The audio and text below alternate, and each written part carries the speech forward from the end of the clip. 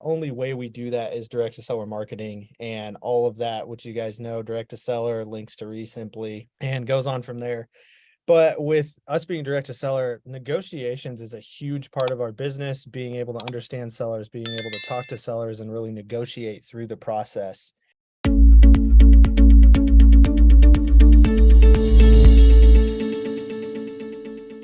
Welcome, guys, to our weekly mastermind calls. I'm excited. We have Noah Gilliom on the call, and he's going to be sharing some tips and tricks on negotiations that has been working for him and his team.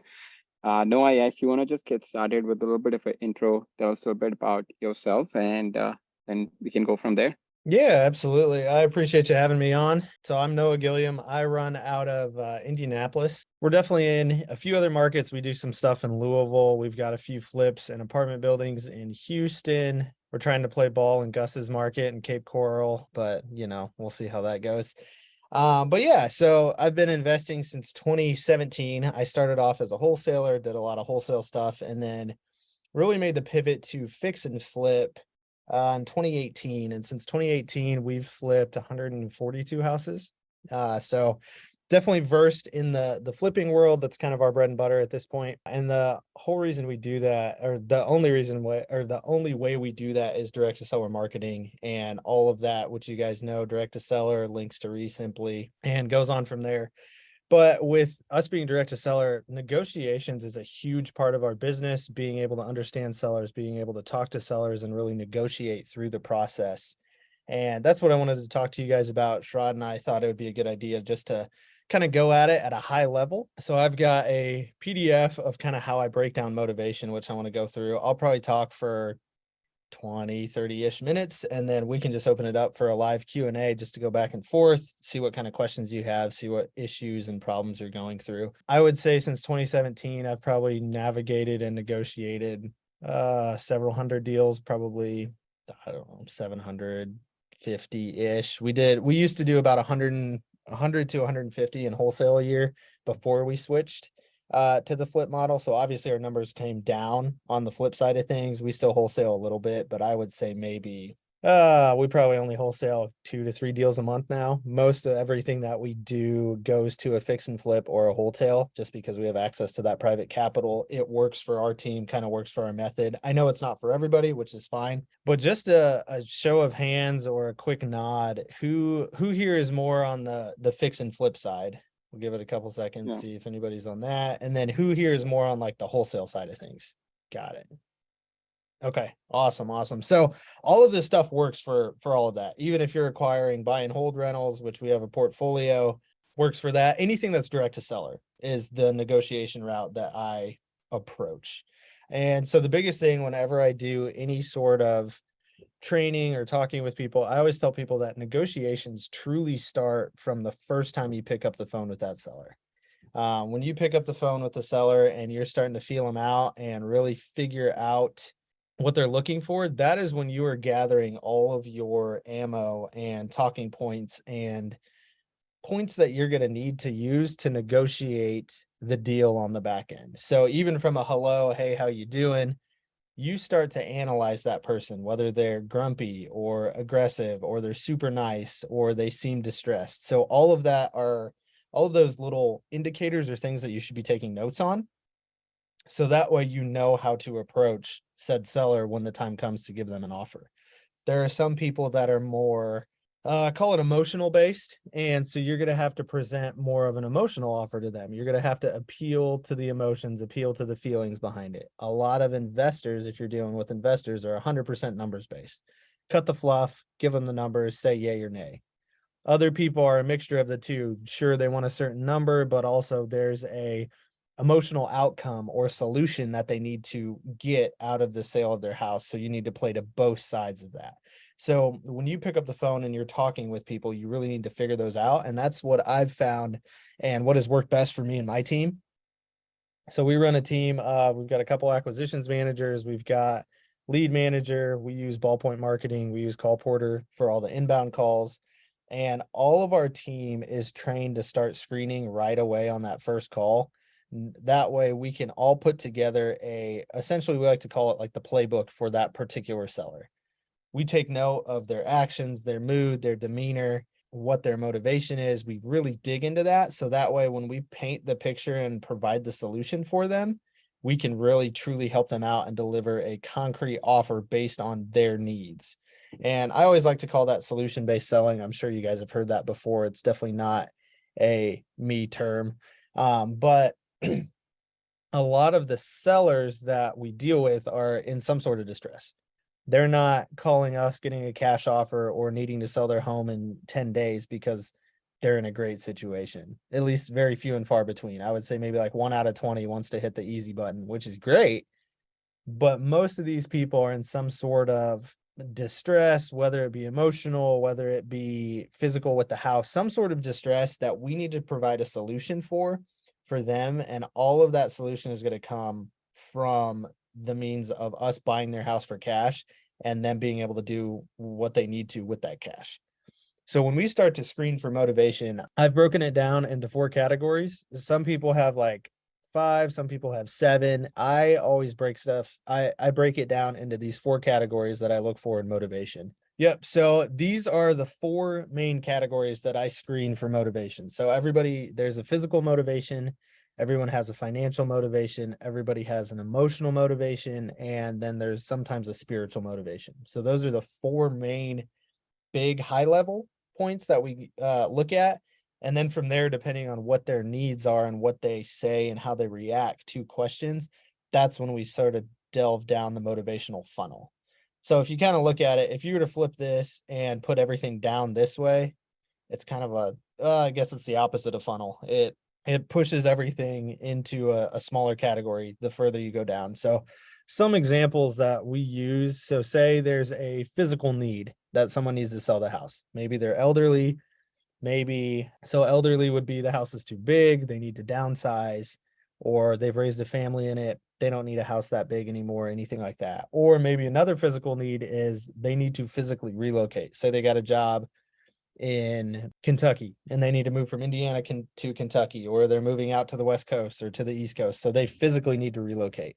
That's a pretty big motivator for them. Or another one that we see is there's a lot of people that we deal with that have either picked up a flip, they think it's going to be easy, rehab gets too big, or they get halfway through, or maybe they haven't even started the project yet and they realize, hey, this is too big of a project for me, I need to get out of here, I need to just let it go because the physical side of the rehab's too large. And that kind of directly ties into the second motivator that we look at is financial. Are they in some sort of financial distress, whether that be they're getting ready to get foreclosed on, they know that they're behind on payments, or maybe they're not behind on payments, but maybe their mortgage is just too high and they don't have the cash flow they need every month to pay that mortgage, pay their other bills, stuff like that. So their mortgage is too high, they want to downsize because it's going to give them a little bit more freedom and more cash in their pocket at the end of every month. Another thing too, maybe those people who picked a rehab that was too big for them, maybe the rehab number is too high. Or if you're dealing with a homeowner, maybe that rehab they want to do themselves, which I feel like everybody on this call has probably heard, yeah, I'm just going to do the rehab myself. And I'm like, okay, that's great. That's great. Are you actually going to do it? Do you have funds to do a $40,000 rehab? Probably not. Most people nowadays don't have that kind of money sitting around. I was reading an article a couple of weeks ago, and I think it said it was like 30 or 40% of Americans have like $470 in their savings account or less, which is Oh, terrifying to wow. me. But yeah, Wow. it's a very, very high number, and a lot of That people is don't have scary. the money they need to do these projects. And just kind of knowing that, I will blatantly ask people, okay, you say you want to take on this rehab project. Do you have $30,000 at your discretion to use for this project? That's a big question for a lot of people. A lot of people don't. Some people do, and some people actually see the project through, but in my years of doing this, that is very, very few and far between. Another financial motivator that we see a lot is something catastrophic happened in their life and they need money ASAP, whether it's medical bills or their car died and they need a new car to get to work. And you know what? We have a little bit of equity in the house. Let's cash it in. Let's get some money in our pocket and go. So sometimes people just need the funds immediately. And then another financial stressor, like I said, these are kind of just general. These are motivators and general objections and qualifiers that I've seen throughout the years that I just kind of put on paper. Is a tenant not paying. So, I mean, if you own a bunch of rental properties and your tenants stop paying, that becomes a pretty big financial motivator for you, because instead of your tenants paying the mortgage, you're paying the mortgage. And that's the whole opposite thing of what you do to get into it if you want rental properties. So we see that a lot from landlords of, my tenant stopped paying, or tenant just moved out and they are ready to just be done with it. It's sitting vacant, and everybody knows that a vacant house loses money. A vacant house does not make you money by any means. And then we start to get into more of the emotional side of things. Finances definitely play an emotional part for a lot of people. Like, they'll feel drained by it. They're overwhelmed by the amount of finances or debt that they might have on a property and just want to get out from under it. But other emotional things that we see is they inherited the house from mom or dad. Mom or dad passed away. It's time to move on. They got the house in the estate, or you have to walk them through probate. They're just ready to sell it. So an inherited house, or a lot of things we see also with an inherited house is there's a lot of sentimental value with it, which obviously we as investors know, like, I get it. You had your first kiss and your first dog in this house, but that doesn't make it $10,000 more valuable. It just doesn't work like that. So we see that a lot. And then, or the kids moving out. That's another one we see. That also is physical for downsizing. That's also financial, of the house is probably too big and the mortgage is bigger. Typically, the bigger the house, the higher the mortgage. Kids moved out, ready to downsize. Or another big emotional one we get is a divorce. And sometimes they're court ordered to sell it immediately or take it to market, whatever that may be. But we see that divorce is one that we see a lot. And then spiritual one is a little more ethereal, you could say, but definitely we deal with some people who are playing in that realm a little bit more. There are some people who have been like, yeah, God told me to move, which I'm like, okay, cool. Like, that's totally fine. Or some people, there's one guy we dealt with a couple weeks ago.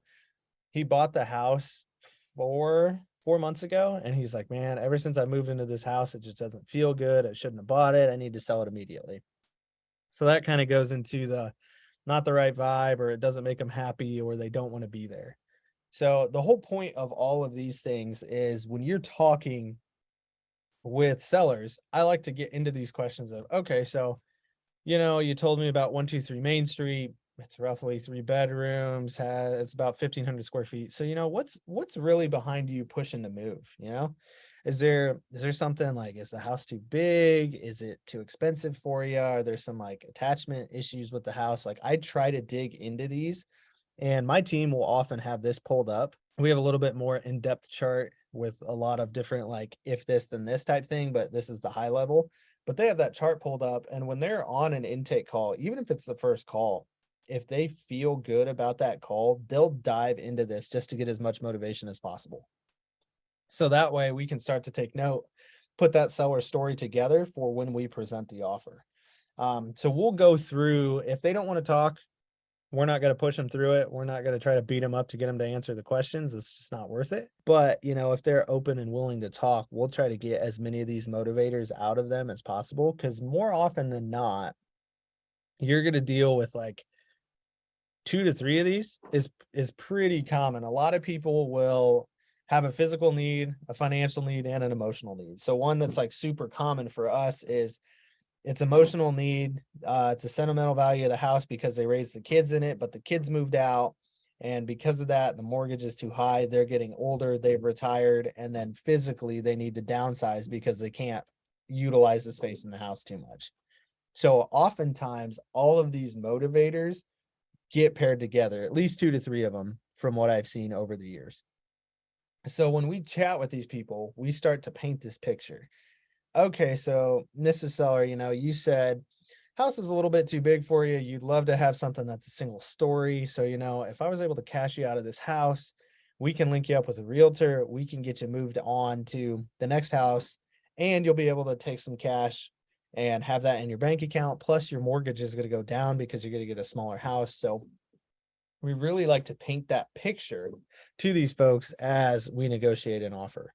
So as we dig down like the negotiation funnel, we use everything that we've collected from the very first initial intake call all the way to we've run the appointment, we've confirmed more motivation, and on the appointments, I like to confirm this motivation even more. I'll really dig into what's going on. Hey, I know when we were on the phone, we touched on the house is a little too big. What would you like to see in your next house? Kind of start to paint the vision for them, the picture of their next property, so they can start to formulate that picture in their head. That way they're thinking about it already. And if they start to get into some of the touchy subjects, is like, yeah, I've got notes from the lender, like they're going to start the foreclosure process here in the next few months. Or, this house is just too much for me. It's weighing on me.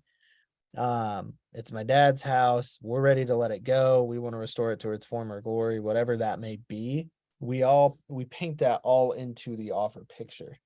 And from there, that's kind of when we get into the numbers game, when we get into the offer game.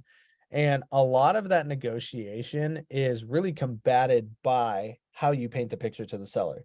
So when we paint the picture and the offer to the seller, we're like, hey, this is great. This is a great house, or this is something we would very much be attracted to and want to buy from you.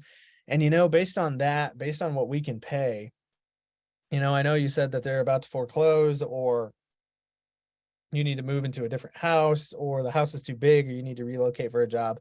When you sell this house and we push this sale through and you get your funds and you're able to do that with whatever, we're going to alleviate a lot of those stressors for you. The house is too big, so we're going to get you moved into a smaller house, or the mortgage is too high, so we're going to get you into a house with a lower mortgage, but also pay off the existing mortgage so you don't have that debt hanging over your head anymore. Or, you said you've hated this house ever since you moved into it. Let's get you into something you love. A house is typically one of the biggest assets people buy in their life. I think the stat is most people buy and sell 4 to 5 houses in their lifetime. Typically, that's the biggest asset that someone owns, is their house. So there's a lot for the common folk who aren't investors. Sure, we deal with houses every day. We buy and sell and do whatever we want to with them. But for most people, a house is a very emotional experience. They get married, they buy a house, they have a kid in their first house, they raise their family in a house, move on to something bigger, then it's time to move on to something smaller. So really painting that picture for the sellers helps in the entire negotiation process. So our negotiation process is based on all of these motivators and the rapport building. We are not a one call, one close, super hard closer of, hey, look, you've got 10 minutes to decide. So if you want $200,000, you better sign right now. We don't do anything like that because, like I just said, this is one of the biggest, most emotional things that a person does in their life. 4 to 5 transactions in their entire life. It's a lot of money. They have a mortgage. So they want to think about it more. They're going to sell to someone that they like the most. Even if your offer is a little bit lower, I've had deals where I've been 20K lower than other people, but because I approached them and painted the picture and solution and painted the vision on the back end, they went with me because I was collected and calm when I approached them, gave them a logical offer, and explained what I was going to do with the offer to them, and they felt comfortable with me. So a lot of that comes down to the rapport building. And like I said before, I will always hammer this point. Negotiations start as soon as you pick up the phone with them. You need to build that rapport so you can have that hard conversation with them when you give them a number, especially if they're like, well, I want 400, and you come back and you run your numbers and you're like, oh crap, I can only offer them like 225. I'm $175,000 short. But if you've built if you've built rapport, if you understand the reasons why they're selling, what their motivation is, and if you understand how you're going to paint the picture and still accomplish A, B, C, and D and not hit their price, you have a much better chance of closing that lead because you're going to accomplish those 4 points, just not hit the price point. If you really only hammer, okay, you want 400,000, let me come see it. All right, I'm going to give you 225. You have no leg to stand on when you're negotiating. You're like, well, you wanted 400 and I'm at 225, take it or leave it. You're not painting a picture to them. If you paint a picture to them and explain, hey, you know what? I'm going to be honest with you. The first thing I'm going to say is I can't get to that 400 number, but in my offer, We're going to get you out of the house. We're going to get you to a new place. We're going to get you something that's more optimized for your needs. And we're going to do it in about 30 days because I know you said you needed to sell quick. Well, I can't hit that price point. I'm going to hit 1, 2, 3, 4 other things that are major things for you. So what do you think? That's a lot better pitch and a lot better chance of you closing and monetizing on that lead as opposed to 225, 400. Oh, sorry. On to the next.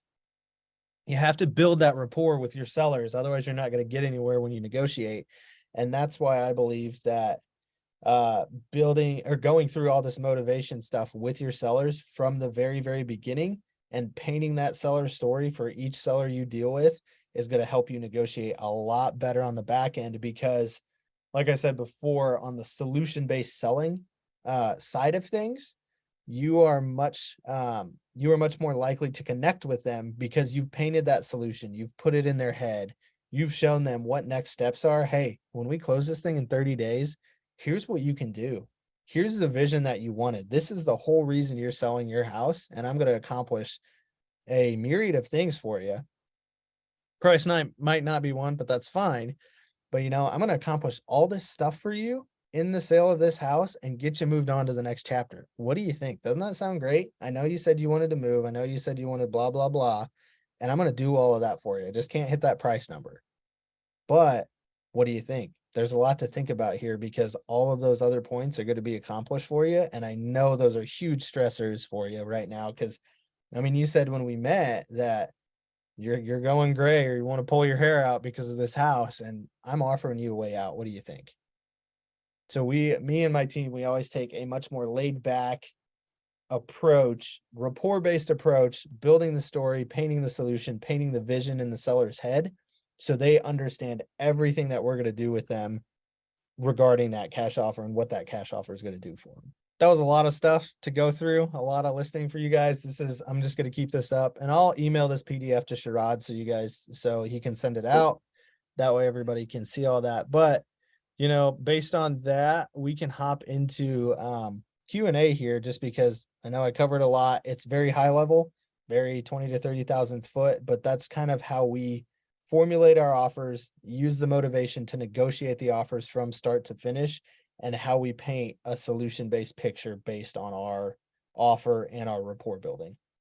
And Noah, this is great. Guys, if you have questions, either put it in the chat or just feel free to unmute, or if you want to raise your hand in the Zoom reactions, then we can go from there. Hey, how's it going? Good. Yep, how are you? Good, man. How you doing? Good, brother. Great job, man. Hey, so I just recently had a call with someone that was super aggressive on the phone. Really didn't even want to answer any questions about the properties. Like, hey, take a drive by, give me your number. That's it. You can't go inside. I don't want to answer any questions. And obviously, I drove by the property, was distressed, knew I wanted to make an offer.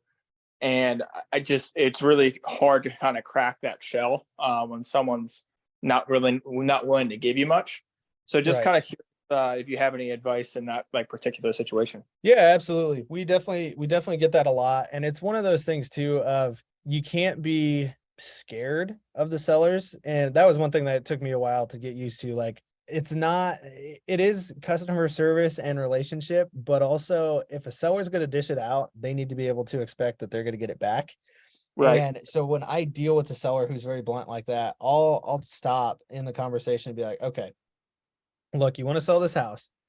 You're telling me that I can't go see it. I can only drive by it and I'm supposed to give you an offer. Let me just level with you. Are you sure you want to sell this property? Because you don't want to have a conversation about it. You don't want me to see it. Are you sure you actually want to sell this? If you do want to sell it, we can have a much further in-depth conversation. But if not, we can just hang up and we can be done here. So if you want to sell it, yes or no, that's great. But if not, I think we're wasting each other's time. Cool. I always throw it back on them like that because a lot of times they'll be like, oh, whoa, he's talking to me like that. But Yeah. if they're going to be that hard and hard-nosed up front, the whole selling process and the whole escrow process is going to be an absolute nightmare, especially if you're wholesaling it. If you can't get them to have a conversation with you, how do you think you're going to get buyers to walk through there? It's not going to happen. Yeah, no way. So I always level with them. I'm like, look, I'm ready to make you an offer, but it doesn't sound like you're ready to accept an offer. So when you hit that point and you're actually ready to have a conversation about it, call me back because I don't want to waste your time and I don't want you to waste my time. And I would just be blunt with them like that. And that's how I approach those people. A lot of times, if they're a harsher, more gruff person, they respond better to straight up bluntness like that as well. Right. Cool, man. Thank you. I think that's actually absolutely. really good. Another benefit I see of that is if you give into that, then you let them control the whole transaction. And you're so right that, we don't wholesale, we close on everything we have.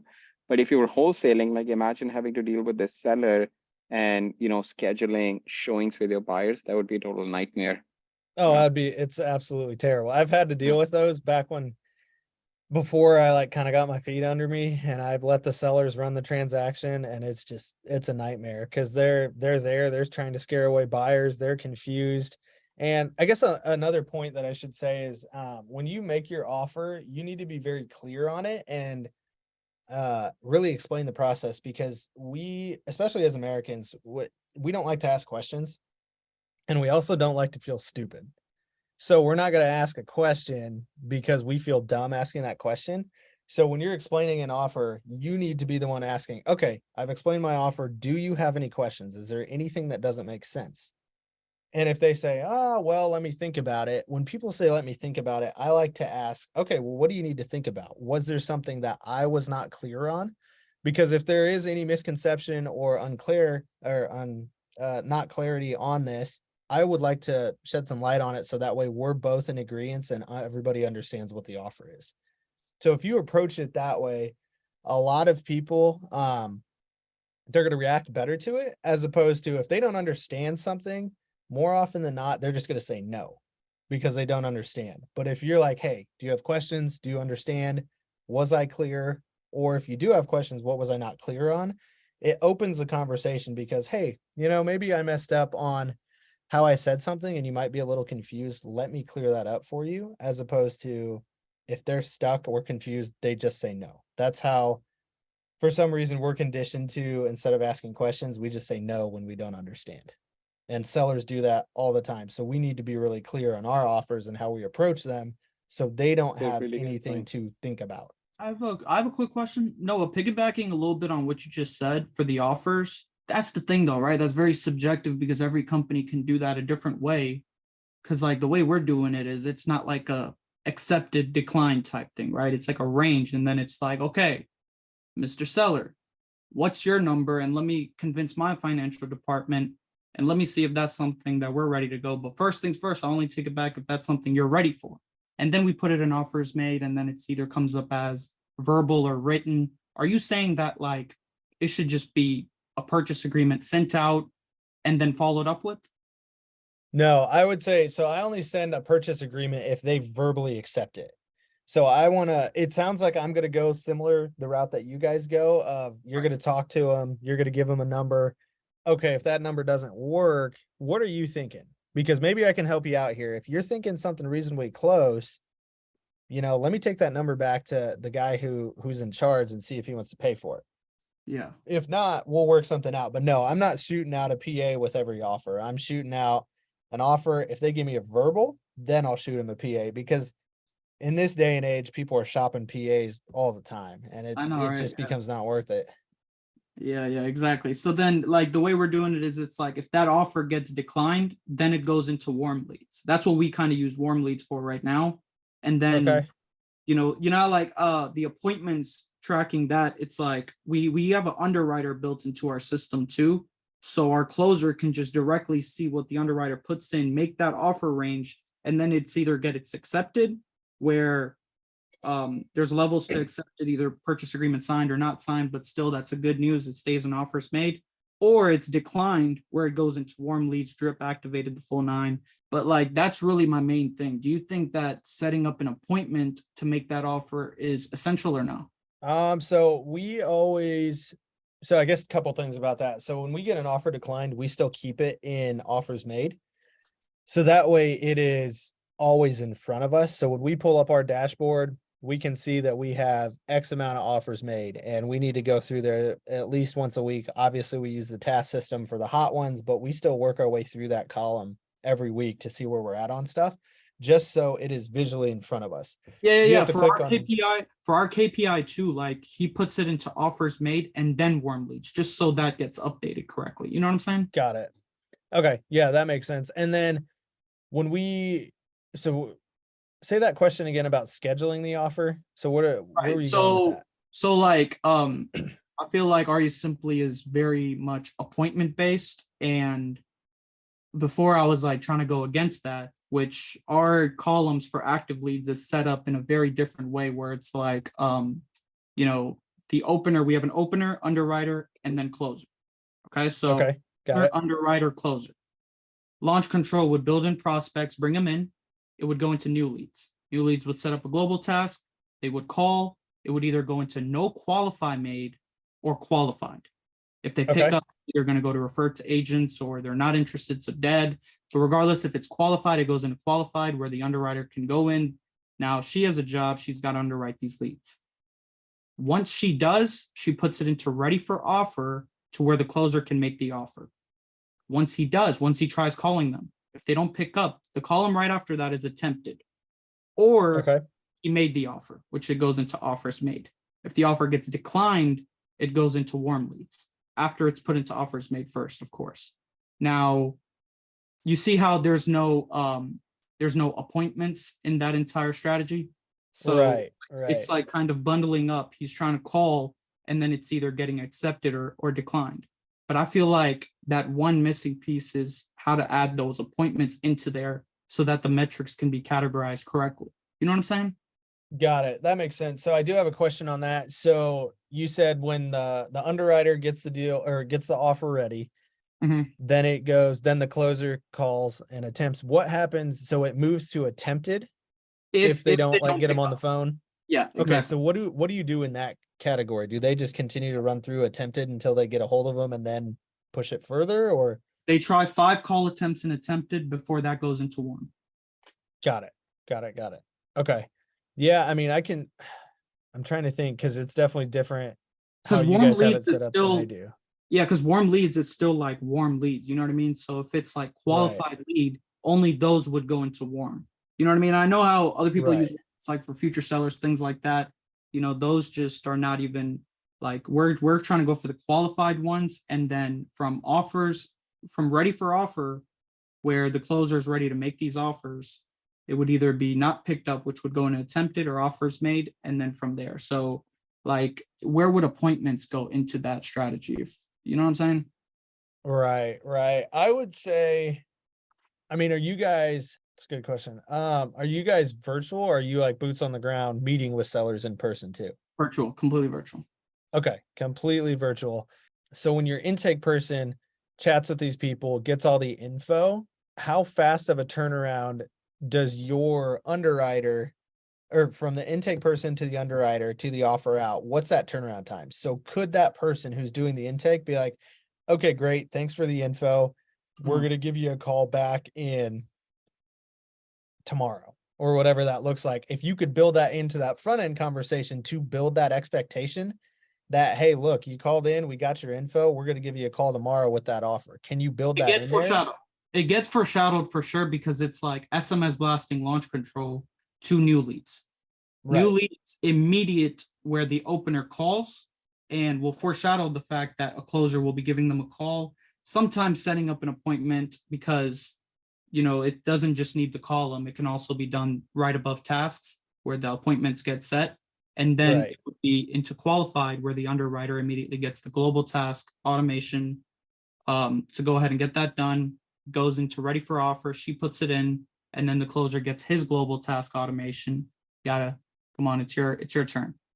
Right. So I would say if I was doing it that way, I would, if it comes through and it ends up being a qualified lead and the global task is set for the underwriter, I would say the opener, based on how the conversation goes, if Mhm. it becomes a qualified lead, the opener needs to be like, okay, great.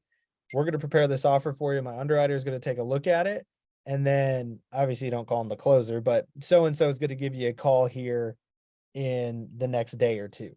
Or if you can really pinpoint it based on, okay, say the opener gets all the info, sets the task, goes to the underwriter, and you know within 24 hours you're going to get that offer out. Mhm. You can tell the people on the phone, the opener, once they become a qualified lead, the opener knows that in that conversation and says, hey, look, we're going to get you your offer here in the next 24 hours. Expect a phone call sometime tomorrow afternoon. And then that way your closer knows just to call then, but set that expectation, set up that expectation with the seller and set an appointment to call them in the afternoon is how I Absolutely. would play that. Absolutely, for sure. Because like I don't know if I should have one column be qualified because there's already a qualified button. You know what I'm saying? Like I Right, don't right. use a column to where it's already like that, but then contact made like how everyone else has it. It's either hot or it's like everything is put into that column, right? And then it goes to the Yeah. next where it's appointments, whatever the case may be, hot leads. I things would like also, I would also look into maybe using some tags, and see if you can like add that additional filter option for tags, like add tags to those leads where you want to have some additional, ability to filter them by. Yeah, that's how I would play that. I don't think you need an additional column for the appointment set because like you said, above tasks, that's where all of our appointments go on the calendar. But I Mhm. would have the opener hammer home, hey, you're gonna get a call in 24 hours. So like say the opener talked to him right now, underwriter comes through, hey, thanks for calling in, Joe Blow. We're gonna give you a call tomorrow afternoon on the 9th around 3 p.m. And then just note that so the closer knows when to call them. Mhm. Is there any way to like prioritize global tasks, Yeah, you can add priority in there. like through automation without doing it Yes. manually? Yes. Yes, for Yeah, you global should tasks? be able to. You should be able to. I'll double check, but you should be able to. Right, because when you're creating a global task, it just allows task type, detail, role, due date, Okay. and We notify. do have an update coming this Saturday, and I believe that's part of the update, but I'll double check with my team on that. If not, then I'll talk to them.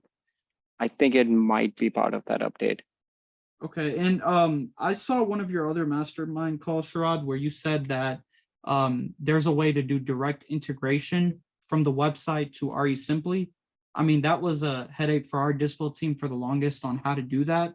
We ended up just embedding the website form into there, a two-step process for buyers to Yeah, I mean, sign up. if it's built on WordPress, then if you just give us the login credential, then we can just go in. Our backend team can go in and just integrate directly for you. What about Wix? Will Wix work? It should, like, we'll have to check on the backend. If the website that you're using, the platform that you're using, if it allows, then we should be able to do. Okay, I appreciate that. Thank you. Sure. Hey, Carlos, do you want to unmute and ask you a question about role playing? Yeah, so today I had a call with a seller, and he was very analytical and with my so I don't have a team, so I do everything myself right now. Okay. But the first call, he was very analytical, asked me like a ton of questions about the process, kind of aggressive, but I kept my cool and everything. And then I said, I'll give you a call tomorrow, crunch the numbers myself. And then he was very nice about it. He was like, what's the offer? I give him my offer. And then he just completely like just hangs up on me. Doesn't He's like, good luck with everything, but you're not gonna break through in real estate with that number. So I don't know if I presented it wrong. I feel like I did, based off like everything you said today. How maybe you could do like I don't know, like a role play and how do you present the offers before giving them the number directly? Yeah, no problem. So let me see here. He lives out of state. He was nice, but the number was too low. Sure, yeah. So you want to be the seller, and then I'll give you a call. Yeah, I'll be the seller. Okay, perfect. Yeah, we'll kind of Yeah. go through it. Was there any other? Is that the only motivation that you uncovered that he lives out of state? I mean, yeah, I probably didn't ask the right questions now that I think about it, but that's the only thing I could figure out because he just lives out of state. That's all I Was- could figure out. The Was this a tenants are cold call fine. for you, or did it come off some Yeah, sort of other campaign? Okay. it was a cold call. And It was was a cold it call. what do you know what list you pulled for that cold call data? Was it just a general absentee list? Yeah, I think it was probably general absentee. I think it was high equity as well. Okay, gotcha. Yeah, so I guess one thing to hit on. So a lot of people think that they're getting motivation. I'm not bashing on you at all. I used to do this No, all the no, time. bash me. I'm trying to learn. But a lot of people, so we get motivation, but we get the Mhm. surface level motivation here. It's easy to be like, yeah, I live out of state, or the house is too big. Mhm. Okay, let's dig into the house is too big, or is the house too big because you can't get upstairs? Is it too big because it needs too much work? Is it too big because you can't take care of it? Okay, you live out of state. So what kind of problems has that presented for you living out of state? Is it hard to manage? Is your property management not good? Um, is it too much to travel back and forth? So we get these surface level motivations and we're like, oh great, we got the motivation. But really it kind of comes down to your why. Like, so we always talk about there's 7 layers to why you want to do something. Well, I want to do real estate because I'm going to make a bunch of money. Okay, that's great. Why do you want to make a bunch of money? Well, I didn't go on vacations as a kid and I want to provide that for me and my family. Okay, great. What do you think vacations would have and what would that do for you and your family? Same thing with motivation. Motivation is he's out of state. Okay, what problem has that presented you with? And you have to dig down further. So I think you probably didn't set it up motivationally correct. I think you could still salvage it. It might be like pulling teeth for him, but I think that's just kind of general caveat to everybody of we get surface level motivation. That's easy. That's like opening a door. Now you have to walk through it and really start to ask those questions.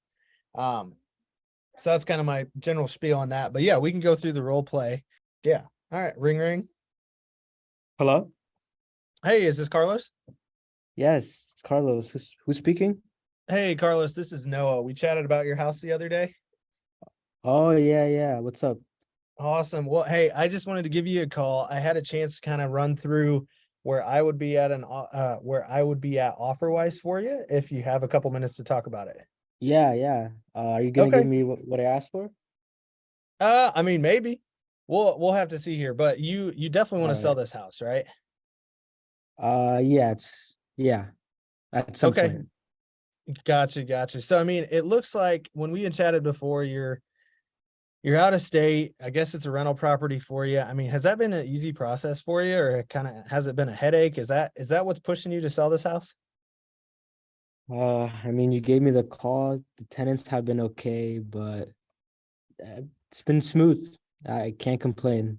But Okay. No, that's great. I definitely don't hear that too often. A lot of times out of state landlording and stuff like that can be a little bit of a headache, but that's great. Good to hear that. So, based on what I was looking at, based on the condition of the house, on what you told me, um, based on that, based on what the repairs that I think I need to get into it and the market rent that you said your tenant's paying you, um, I could probably give you about $200,000. What does that sound like?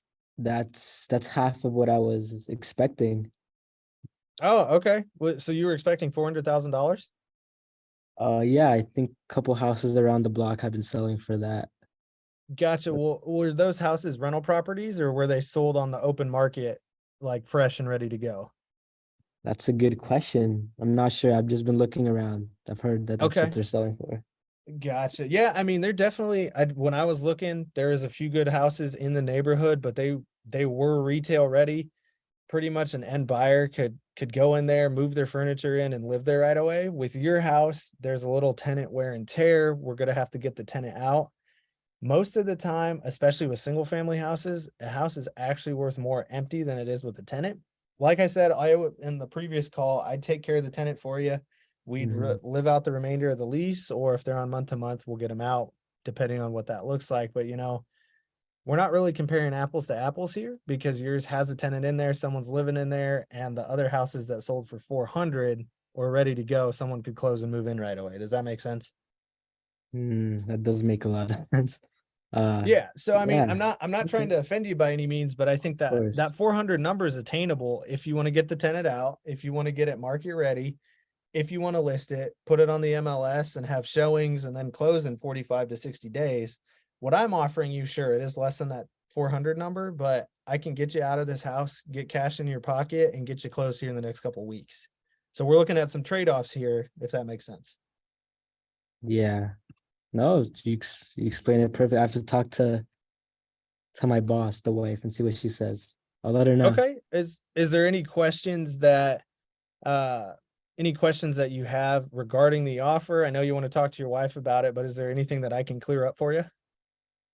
Can you close in 10 days? I mean, if we come to an agreement, I could probably get pretty close to that, but we would have to start that process probably this afternoon if we want to get it to title and get it rolling. So how fast can you talk to the boss? In 10 minutes. Okay, Okay. so would it actually be possible in 10 minutes? Can I hop on the phone with you and your wife together? Sure. Yeah. Okay, great. Uh, I would love to talk to both of you guys so that way I can explain the process. That way both of you guys can hear it out of my mouth and then we can go from there, all right? All right. Sounds good. I'll give you Okay, a call. perfect. All right, sounds good. Appreciate it. Thank you. So yeah, Dude, that's that kind of was how. that was so That good. was- You almost made me want to sell my rental property. Oh, that was good. That was good. That was good, man. That was really good. I like Yeah. that one word you used, retail ready. Like I haven't used that before. Because that's So what they yeah, usually tell me. Like houses around here sell for way more. And I don't really go through that process that you say that, wear and tear, all that basic stuff you said, that goes a long way. yeah, So, it makes the whole point of that and a lot of those little filler questions and stuff is it gets the sellers. So I told you a number that was $200,000 less than what you wanted. I Mhm. hopped off that real quick, didn't really bring up my offer much. After that, I started to make you think about why it wasn't worth 400. I didn't push my Um, number. I started to make you think about why it's not worth 400 as opposed to the 200. Okay. No, that makes I think my call for the pitch was like 2 minutes. So I definitely did something wrong there. Probably Gotcha. didn't I would explain the say, process. yeah, I would say my average pitch is like 4 to 5 is 4 to probably where 5. I'm at. Yeah. Okay. I mean, Carlos, do you and think one sorry. other thing I would recommend, and it's you don't realize a lot of time, but I recommend you go back and listen to your calls, and then you'll Mm, pick up a lot of things on your own that you could have done differently. It's the worst thing ever listening to Yeah, your own right. calls, but you learn a lot about yourself. And another thing you can do too that I tell my team to do mhm. is, as dumb as this sounds, if you have a wife, practice, do a role play call with her right before you do the pitch, or practice in the mirror and actually say it out loud. So that way you've said the offer once. So that way Mhm. you're not stuttering and stammering through your words as you're pitching him because you've already said it a few times. Yeah, I mean, I texted him, so because he hung up on me, right? Yeah. And he responded, "Unfortunately, you're not even remotely in the ballpark for real estate prices in New Jersey, but thank you for your interest." Do you think I should call him?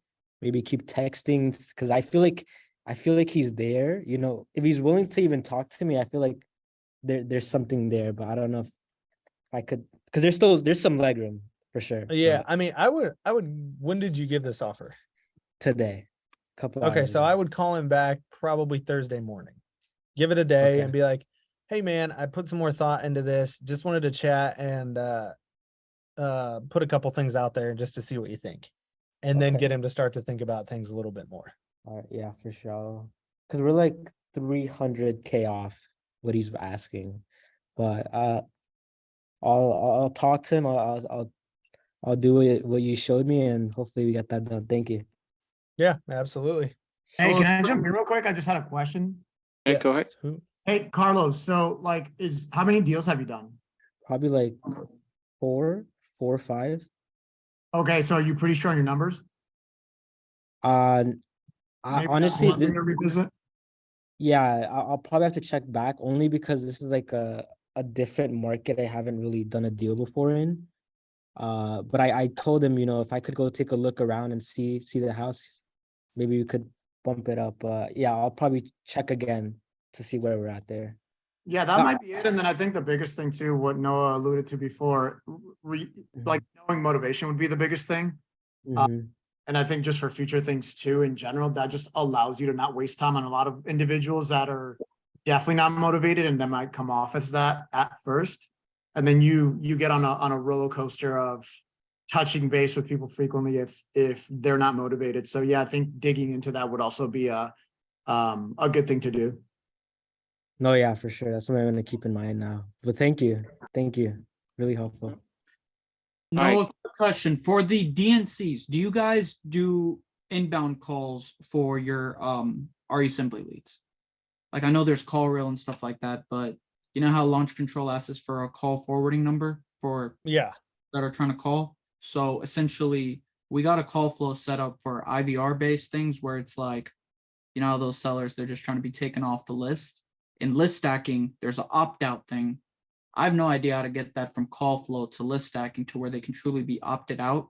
Right now, what I did was if they press 2, it's like, please, if you're interested in selling your property, you'd like to speak to an agent, please press 1.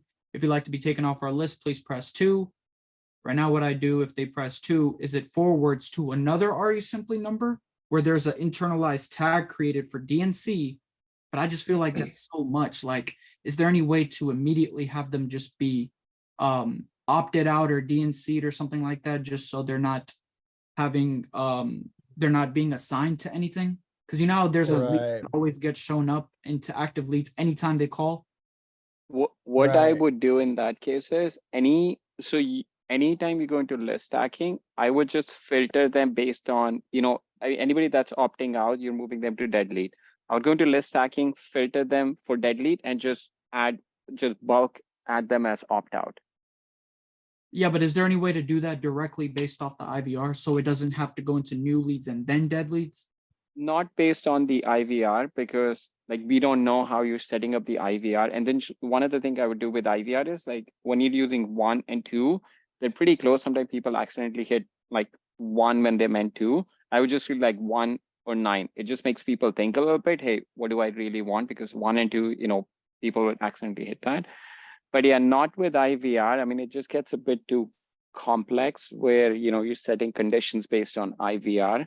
So not right now, but maybe in the future update. We do already have a couple of pretty big things we're working on that are going to be coming out in the next 2 to 3 months with Dispo and some other stuff that we're working on. So that's kind of priority right now. I mean, if I'm using like a third-party service or something like that, like CallRail, of course that's possible. But the thing is, like, if I'm using mass SMS or anything like that, I want them to come into RE Simply if they're true leads. Like that's the goal, right? Unless they're just DNCs, then I'm not trying to flood up my active lead section. And the problem is that anytime a call comes in, it goes directly there, which is why we have our campaigns. I know you have your campaigns set up by absentees, pre-foreclosures, things like that. We have our campaigns as prospects, opportunities. So that way it's opener prospects, closer opportunities. You know what I'm saying? But there's no way to like get it directly there is what you're saying, to opt it out? Not right now. I can talk to my developer and see if it's a pretty simple thing. Then I can see if that can be added to the roadmap. But what I've seen, what we do and what I've seen other companies do is like move it to a dead lead. If like somebody's opting out, you just move them to a dead lead at that point. For that many leads though? Yeah, I mean, Like, if somebody, I mean, like for SMS, mostly like people are you only want to push people that are truly interested. Like you're qualifying them through SMS and only then you're pushing them. But if you're like pushing prospects, then it's going to flood up your, leads pipeline. Yeah. And it's crazy that you brought that up because your dialer system, I know that you use it for cold callers. I was actually trying to use it for prospects through the opener, where the opener goes in, because like you're able to call through RE Simply leads. And that's why I kind of like to use launch control as a way to like push over all prospects, all interested leads. The opener goes into the dialer, calls from there. And that would also help the response time and stuff like that. So it's not like that. You could do that. Is and then I think another thing to keep in mind is like with 10 DLC, there's going to be some other big changes coming with texting and stuff. So, you would want to be like mindful of that also, where you're keeping kind of your prospecting business separate from your lead management business also. But I mean, you could certainly do that. But like what I've seen other people do is when they're texting, outside of recently, they're only pushing sort of like qualified or semi-qualified leads over, so they're not, filling up. But you could do that. We've seen other people do that where they just load up all their prospects and then just dial from the system. It's not possible to do it that way though, because it's already in leads and you can't move a lead that's already in lead back to leads. Like that option doesn't come up. And right now it You could only, call them from list stacking, and then like rather than putting them in lead, you could put them in list stacking where there's like true prospects, and then move them to lead if need be. like have them go from launch control directly to list stacking. You can't have them go from launch control to list stacking. We do have an update coming this Saturday where we'll have our webhook integration, so you can push stuff from Resimply out to other platforms. But as far as like pushing leads from Resimply into our system, it only goes to leads right now, leads or buyers. Yeah, I was so close to getting that done. The only problem was that like it wouldn't go to the next column from the dialer. You know what I mean? Yeah, Like it doesn't automatically go because there's some other triggers set up.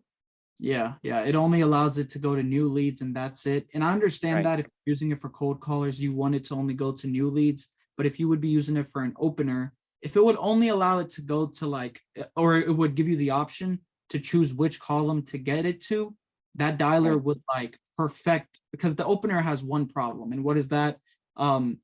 Sellers don't pick up the phone all the time. You know what I mean? Right. And that's what that problem is trying to be eliminated for the closer through appointments and stuff like that. That dialer can remove all of that if it can be used like for more. Yeah, no, I'll talk to my team about that, and yeah, let you know. That would be a game changer. Sure. Yeah. All right. Now, Katie has a question. Katie, if you want to unmute and ask your question. Hey, good afternoon. So I feel like I don't run into this often. I would say maybe 20% of the time. But what's happening is these sellers are so fixated, like their only pain point is number oriented, right? And so say the property has a tenant, they're not wanting to bother the tenant. They're okay with you doing a quick drive-by, kind of like the individual said earlier. But they want, in order to get an internal walkthrough, they want a ballpark offer from you. So generally, when I come across this, I will try to like undo the layers with them, see what they're actually looking for. And then if it results and they're only looking for the numbers, I will give them a soft ballpark offer. And normally I'm ranging that 80% of retail. Is there another tactic that other investors are using when they come across a client that is solely focused on the number aspect in order to get into the property? Great question. I mean, that's kind of the similar thing that we do. If they're absolutely just unwilling to do anything, we typically throw them about 80% of zest just to see if that opens the door. And then if they really want to play ball, they'll either get an appointment set or they'll be like, that's a little low.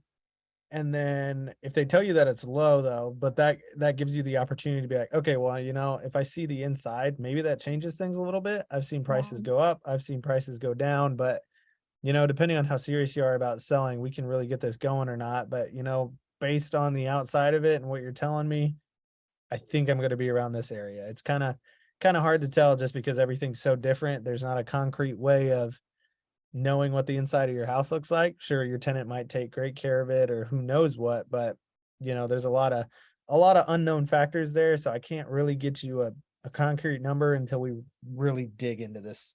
Perfect. Yeah. And that's what I'm saying as well, is the number can go up or down pending updates once I get into the property, or it can go down pending repairs. So perfect. Thanks, Noah. Yep. And one thing that we have done, I don't know, Noah, if you guys have done that. I mean, when when we get owners tell us that, hey, I don't want to, freak my tenants out that I'm selling my property, we just say, hey, we can send someone from our team in, as like we're from insurance company, we're just coming in to take some pictures, and we won't say anything about buying the house. I don't know if you guys have done that. That sometimes I tends do to work. that. Yeah. Okay. Yeah, we definitely Yeah. do that. I've played the insurance man many times. Yeah. So, but yeah, I mean, there's always going to be some people that are just so fixated on numbers, and then we'll just throw a rough ballpark out. Hey, Mr. B. Yeah. Oh, Go ahead. sorry, I think I didn't change my name. No, Yeah, it's all so good, man. I literally did that insurance gig 2 days ago, right? And the question I have is, if the seller decides to sell and you have to go back, right?